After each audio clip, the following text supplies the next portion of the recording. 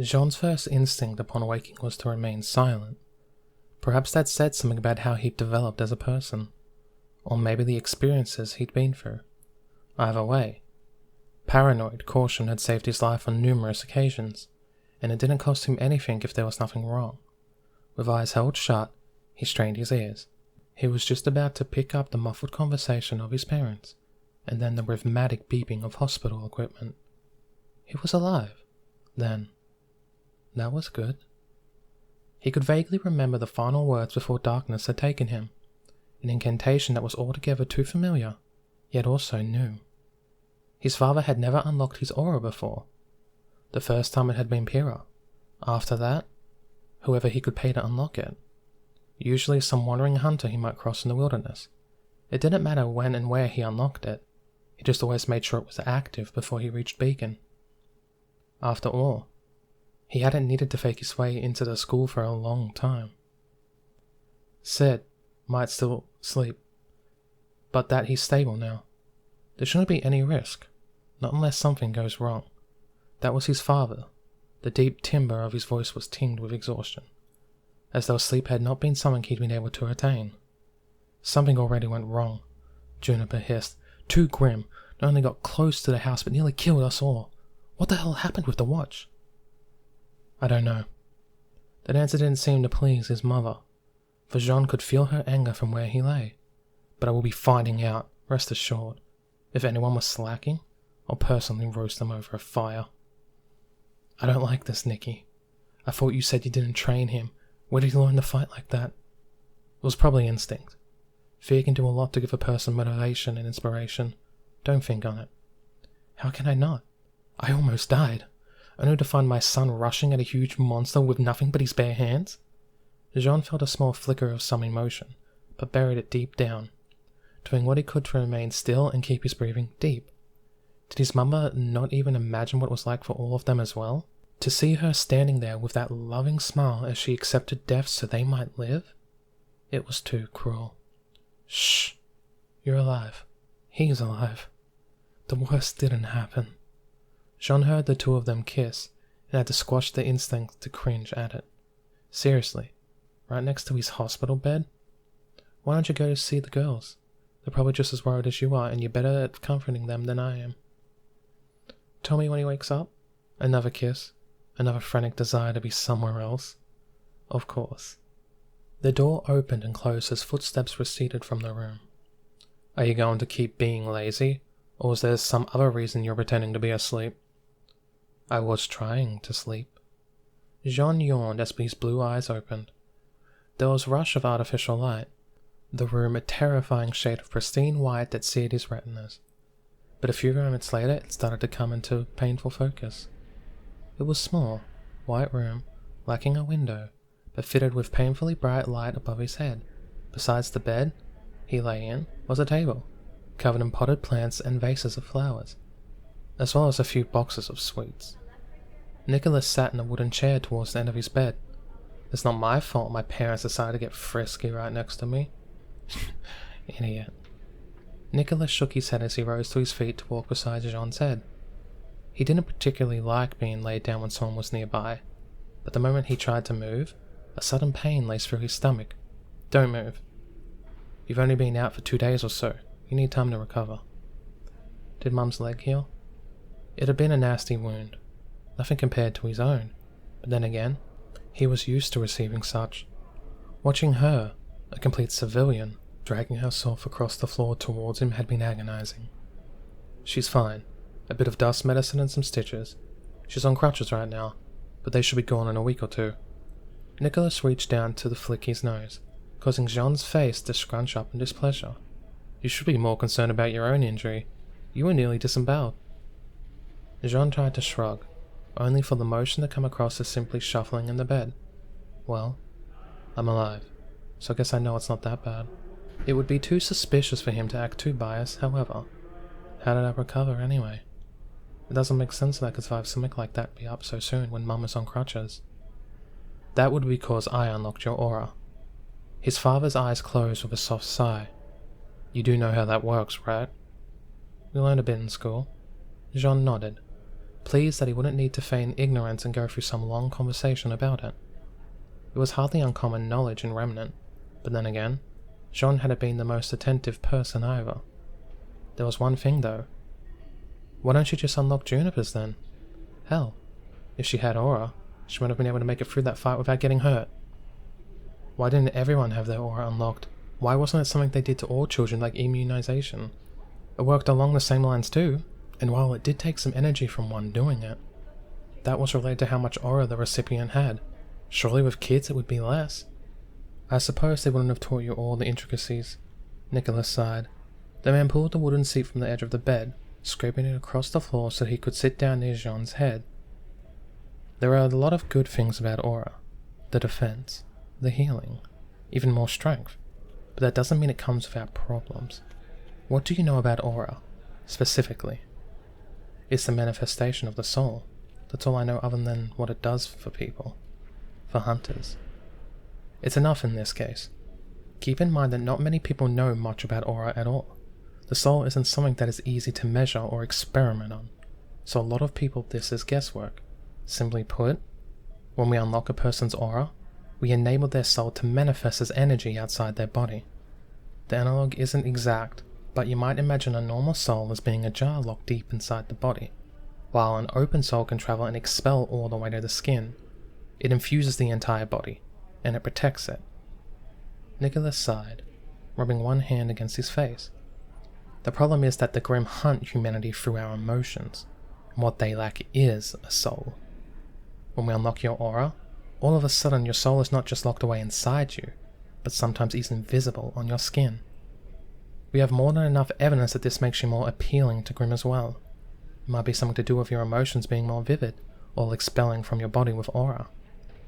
Ah. Jean glanced aside. That made a certain amount of sense. It also painted quite the cruel picture. So the reason the auras of normal people went unlocked was because doing so only brought more Grimm to them. They would be ticking time bombs, unable to defend themselves, yet drawing Grimm towards them and their families. Didn't that also mean that retired hunters would forever be at risk? Maybe that was why so many of them had branded together an Ansel, and continued to prowl its borders even into old age. Ah, and now you have this burden, and by my hand place this burden upon thee. So what? Am I going to attract Grimm forever? Was his father suggesting he leave so that he didn't endanger their family? It's not that dramatic. You should be safer in Ansel anyway. There are a lot of hunters living here after all, but it is customary to offer at least some training to anyone who unlocks their aura, even if it's just enough for a civilian to stall until help arrives. Ah. So that was the issue. And you don't want to train me. The accusation seemed to hurt his father deeply, the man leaning back in his seat as though struck. I have no qualms about training you if it's to defend yourself. We can start as soon as you're recovered. What the... So after all he'd been through, now his father was willing to help train him? But I have to ask you, your ambition was to become a musician. Has that changed? No. Nicholas frowned and leaned forward. So you have no intention of becoming a hunter? I said I wanted to be a musician, and I do. There's no way I could actually get enough training in such a short time to actually become a decent fighter. I don't know, Nicholas sighed. It looks like you already have a good foundation. If you are able to kill a Beowulf not only unarmed, but without aura, I can count the known cases of that happening ever on one hand.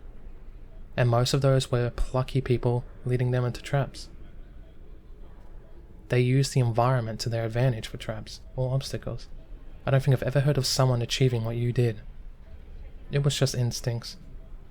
Jean tried only to get a snort from his father. Don't give me that bullshit. I fed your mother. No amount of instincts can let a child beat a Beowulf into submission like that. You need at least some training. I saw it on television. Try again? You can't pick stuff up like that from watching it on TV. Time travel? Nicholas rolled his eyes, dismissing the truth in an instant. Jean, I'm not angry at you. Please understand that. Your mother likely will be for risking your life, but I've never loved you more for saving both yourself and her. Thank you. Thank you for that. I watched people train and followed the steps myself.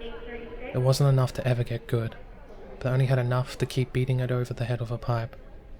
What else was he supposed to say? The truth was unbelievable, as it always was. The older man didn't look like he fully believed it, but he closed his eyes and accepted it nonetheless. And yet you still don't want to become a hunter? I used to. That was why I trained and watched. But I don't anymore. Why are you so hung up over this? Why do you get so upset whenever it's mentioned? Why act so relieved when I told you I wanted to be a musician 2 years ago? You remembered that? Nicholas sighed and looked away. I suppose you would. It's not something I've really talked about to anyone other than your mother. You don't have to then. Jean wanted to know, but not enough that he would cause problems over it. At the end of the day, the whys weren't nearly as important as what and how. His father didn't want him to be a hunter. What did the reason matter? I'll tell you. His father shrugged. You earn it for looking after your mother and might give you a better idea of what I've been holding off on you so much. He paused, one hand coming to his chin as thought of how best to explain. I suppose I'll keep it simple. You know that the Ark family has a long history of being heroic warriors? Yeah. I've come across a few mentions of our names in the history books. It had been one of the reasons he wanted to become a hunter in the first place. Nowadays they weren't as famous as families like the Schnee, but go back 100 years or so and they were easily on that level. Jean had once dreamed of restoring the family name to that level, a name to be respected and loved. With a statue of him in every city, of course. What a fool he'd been. Well, a reputation like that isn't easily achieved. Nicholas crossed his arms and leaned back as he began the tale. The family was rigid and unforgiving, both in terms of what you could and could not do. Every child of the family had to become a hunter, and there were no expectations allowed. You could only date other hunters, and under no circumstances could you marry or have children with someone that was not also a hunter of some renown. The bloodline needed to be kept pure, and evolution shows that stronger parents make for stronger children. So you hated it because they wouldn't let you date mum? It sounded like something out of a cheesy romance, but at the same time it was so very them. No one who saw the two could deny the love between them. You're jumping ahead a little, actually. My family never met your mother, and I wouldn't have introduced them either way. What I wanted to cover was that from a young age, I never had a choice of what I wanted to be. Neither did my sister.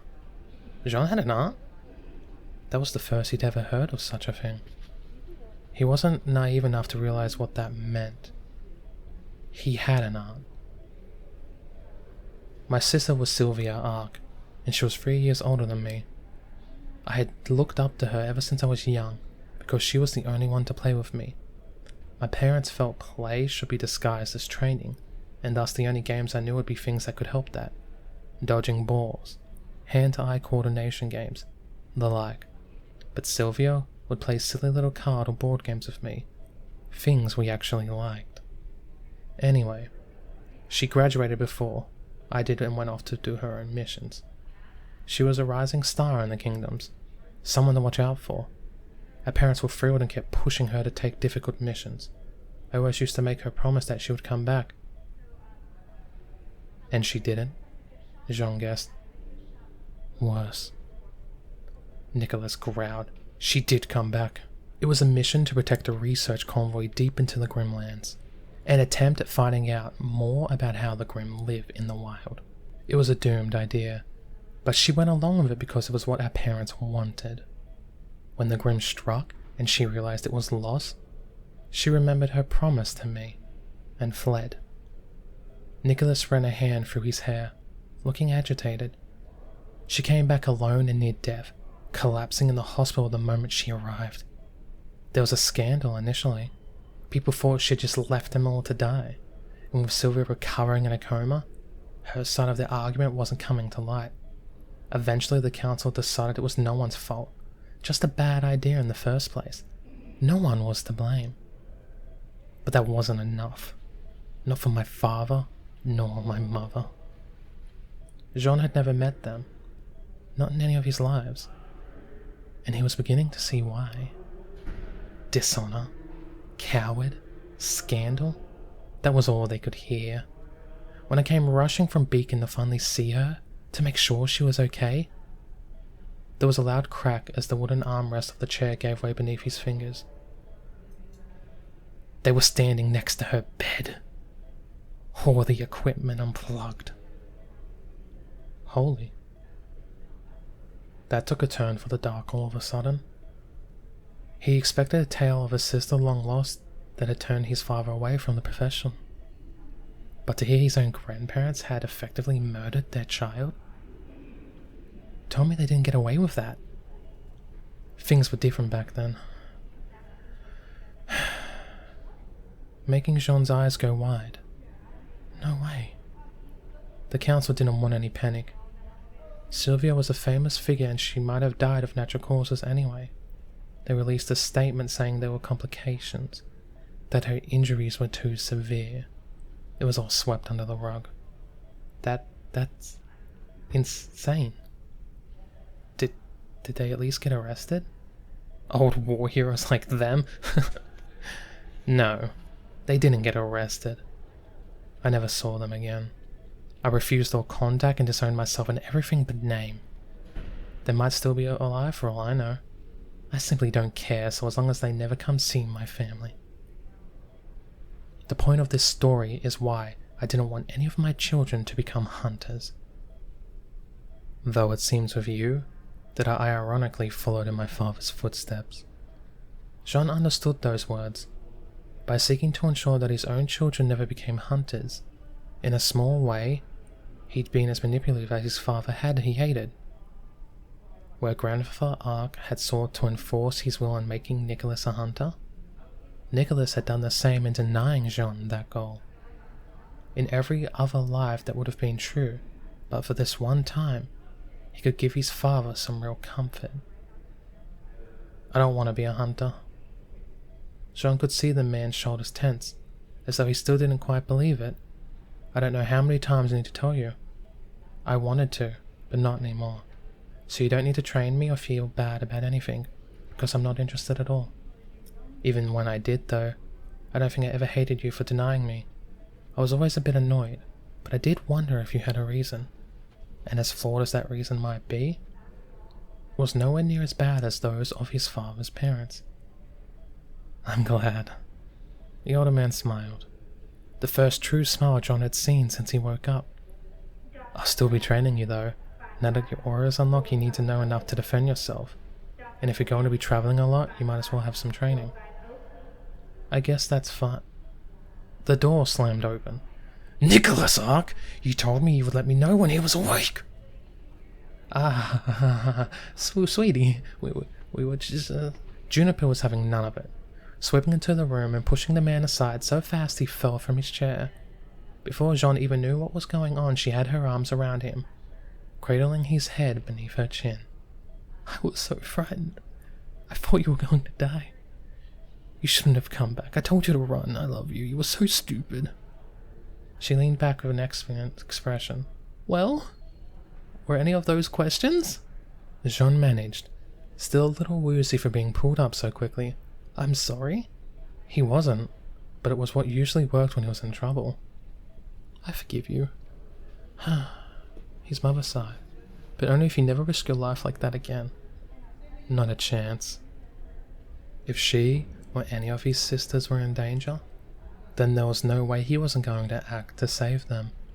Just because he decided not to become a hunter this time, just because that meant he was going to abandon his friends. He wouldn't abandon them too. He just couldn't. Nicholas seemed to notice that resolve, giving him a nod from behind Juniper. The scene was quickly made all the more chaotic by the arrival of 7 other girls, crowding into the room as they all fought to get some sight of him. As the youngest Amber was allowed to push her way forward, each of the older sisters giving way for her. Stupid, stupid, stupid, the small girl yelled, slapping down on his arm with one hand, even as John raised his brows and looked to the ceiling for aid. They all acted like the correct choice was to abandon their mother and run away.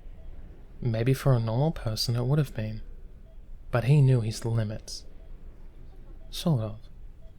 He hadn't expected to actually survive, but with how his semblance worked, it wouldn't have mattered in the long run. They couldn't understand that though. All they knew was that their brother had almost been taken from them, that the boy they'd grown up with had nearly died. "Sorry," he said, reaching out to stroke the top of her golden hair. Something wet pushed against the hand she was holding, and he noticed Sapphire step forward to rest her hands on the shoulders of the softly crying girl. "Everyone's been really worried about you," Sapphire said, voice even and calm. She'd always stood the tallest among them, a pillar of strength among the household, whose word was second only to their mother, or that was how it had always seemed. Right now she looked like she might fall apart at any moment, her calm for Cade, just that. I was worried. Her eyes seemed to scream. It was all too much for him. Too much emotion. Too much love and concern. Whenever he'd been hurt before a beacon, everyone was concerned. But never to this degree. They trusted him to recover. Trusted his aura to keep him going. This was different. If only because not one of them had expected him to survive. They truly thought that they had lost him. He could see it in the desperation in their eyes. The awkward silence that permeated the room. Even how some couldn't meet his gaze. Perhaps distressed that they hadn't fought alongside him. He needed something to distract them. Anything that could make the conversation less awkward. Before everyone, including him, turned into a blubbering mess of tears and apologies. "So, are all these flowers from you girls?" He pointed to the flowers and looking for any blushes. "I didn't realize I was so popular."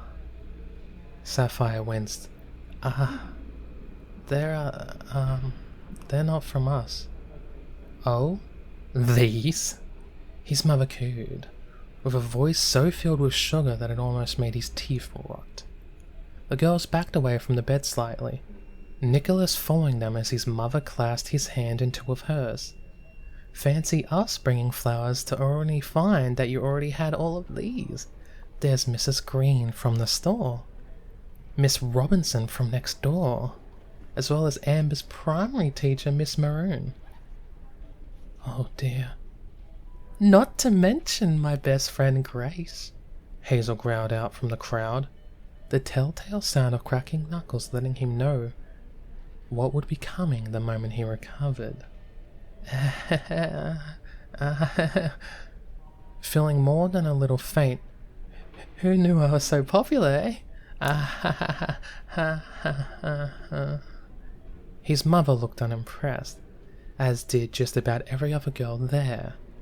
Over the top of their heads, his eyes met those of his father, only to receive a shrug.